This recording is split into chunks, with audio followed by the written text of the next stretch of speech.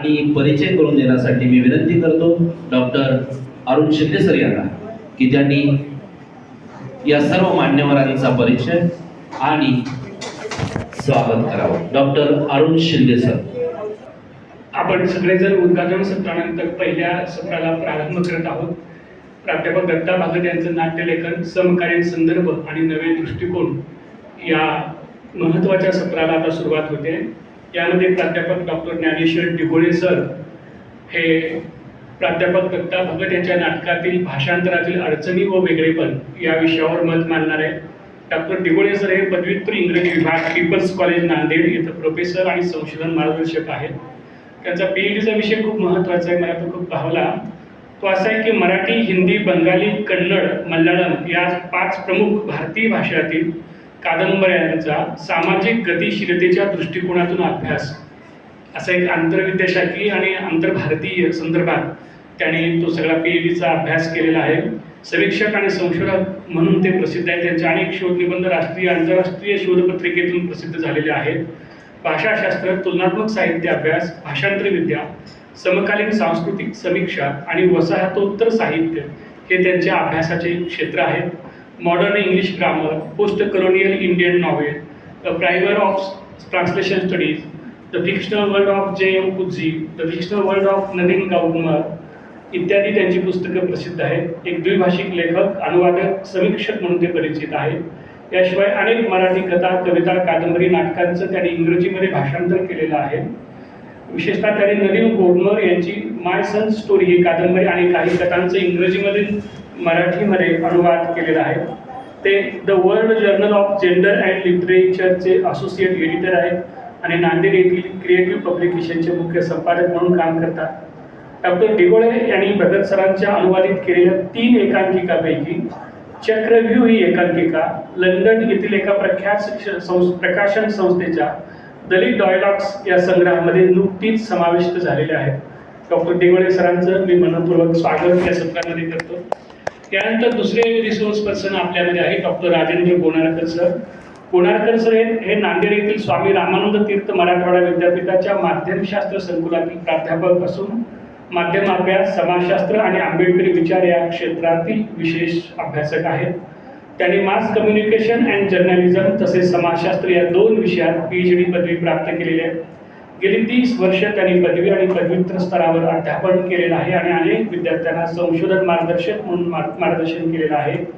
माध्यम, संस्कृती, सामाजिक परिवर्तन, फुले आंबेडकरी चळवळ आणि चित्रपट अभ्यास या विषयावर त्यांनी व्यापक लेखन केलेलं आहे. त्यांचे शोधनिबंध राष्ट्रीय आणि आंतरराष्ट्रीय नियतकालिकामध्ये प्रसिद्ध झालेले आहेत.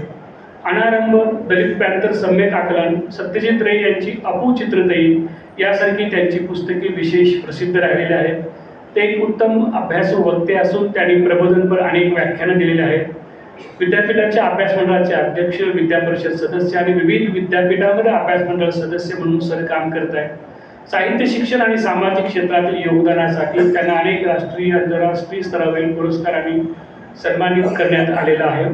आणि यानंतर आपल्याबरोबर दुसरे एक जे आपल्या सर्वांना परिचित आहे ते अत्यंत महत्त्वाचे रिसोर्स पर्सन आहे डॉक्टर दिलीप चव्हाण सर. चव्हाण सरांचा आणि आमच्या संस्थेचा आणि कॉलेजचा एक असा जैविक ऋणानुबंध गेल्या काही वर्षामध्ये निर्माण झालेला आहे. यापूर्वी 3-4 वेळेला सर आमच्या कॉलेजमध्ये येऊन गेलेले आहेत. स्वामी रामानंद तीर्थ मराठवाडा विद्यापीठ नांदेड येथे भाषा, साहित्य आणि संस्कृती अभ्यास संकुलामध्ये सर वरिष्ठ प्राध्यापक आहेत. समाज भाषा विज्ञान हा त्यांचा अत्यंत महत्त्वाचा असा अभ्यास विषय आहे.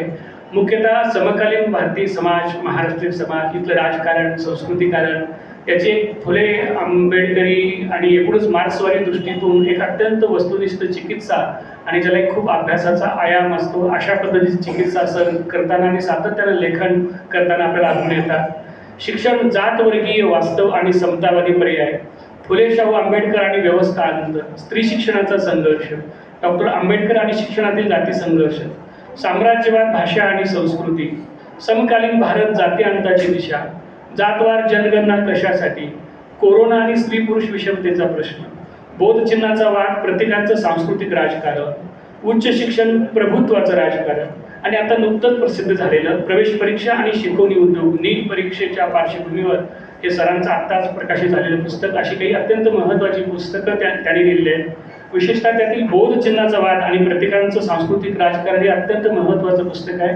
पुणे विद्यापीठाच्या बौद्ध चिन्हाला केंद्रस्थानी ठेवून एकूण बौद्ध चिन्हाच्या माध्यमातून एक सांस्कृतिक, राजकीय, सामाजिक राजकारण आकारला जात असतं आणि त्याच्यातून समाजामध्ये काय काय घडत जातं, एक सांस्कृतिक अभ्यास पद्धतीचं एक प्रात्यक्षिक प्रारूप म्हणून त्या पुस्तकाकडे पाहावं, इतकं ते महत्त्वाचं पुस्तक आहे. सरांचंही मी मनपूर्वक आपल्या महाविद्यालयामध्ये स्वागत करतो आणि या सत्राचे अध्यक्षस्थान मराठीतले एक प्रख्यात समीक्षक आणि मराठी अभ्यास मंडळाचे अध्यक्ष आणि शिवाजी विद्यापीठाच्या मराठी विभागाचे प्रमुख डॉक्टर रणधीर शिंदे सर भूषवित आहेत.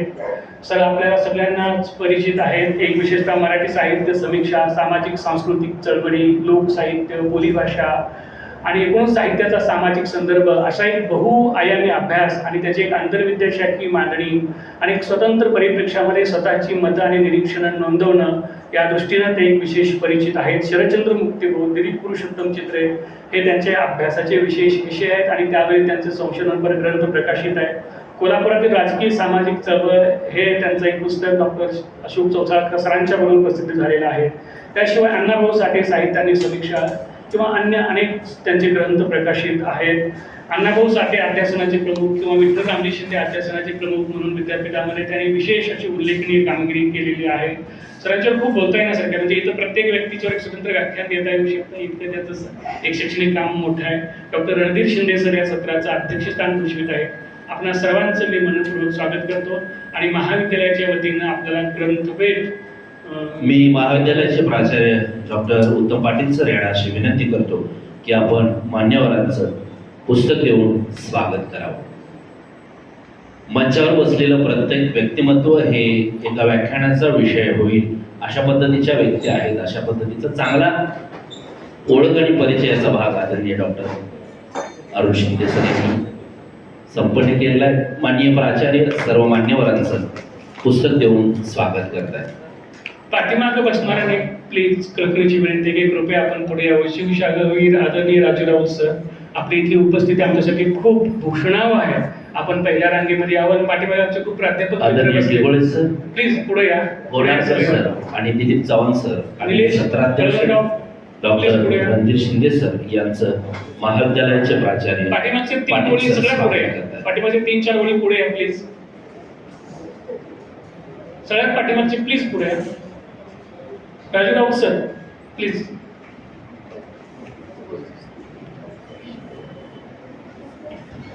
शाहिरीतल्या विशेष योगदानाबद्दल दिलीप या सन्माननीय उपाधीनं राजूराव सरांना सन्मानित केलेलं आहे. ते आपल्यात उपस्थित आहे.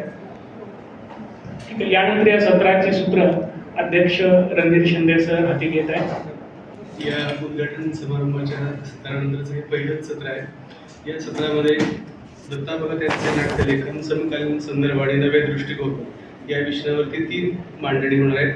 डॉक्टर राजेंद्र गणोरकर हे दत्ता भगत यांच्या नाट्यलेखनातील समस्यांचे सामाजिक व राजकीय संदर्भ, डॉक्टर दिलीप चव्हाण दत्ता भगत यांच्या नाटकातील सामाजिक तणाव आणि डॉक्टर ज्ञानेश्वर डिगोळे हे दत्ता भगत यांच्या नाटकांचे भाषांतरातील अडचणी व वेगळेपण या 3 विषयावर मांडणी होणार आहे. एक साधारणतः 15-1 मिनिटामध्ये हे तिघही अभ्यासक त्यांच्या विषयाच्या संदर्भात मांडणी करतील आणि मी त्यानंतर 10-1 मिनिटामध्ये माझा समारोप करेन. दत्ता भगत यांच्या नाटकावरती मराठीमध्ये फारसं लेखन झालेलं नाही. बीजभाषणामध्ये तुम्ही ऐकलं असेल की त्यांच्या नाट्यलेखनाच्या कक्षा आणि त्याची विस्तृत अशा प्रकारची रेंज कशा प्रकारची होती. जात आणि सत्ता संबंधाच्या संबंधानं एक राजकीय नाटक आणि सामाजिक स्वरूपाचं नाटक म्हणून त्यांनी मराठी रंगभूमीला ज्या प्रकारचं योगदान दिलं त्या संबंधीचे काही पैलू या सत्रामध्ये उलगडतील असं मला वाटतं.